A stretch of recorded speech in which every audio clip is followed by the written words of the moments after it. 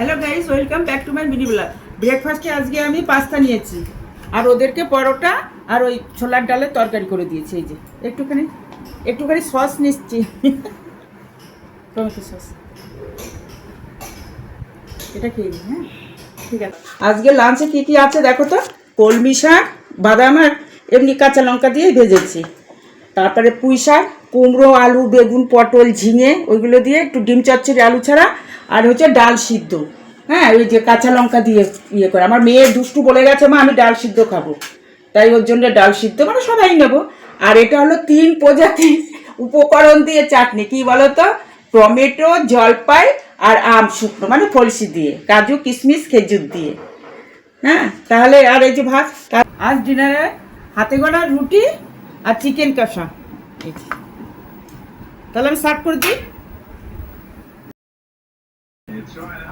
2-2।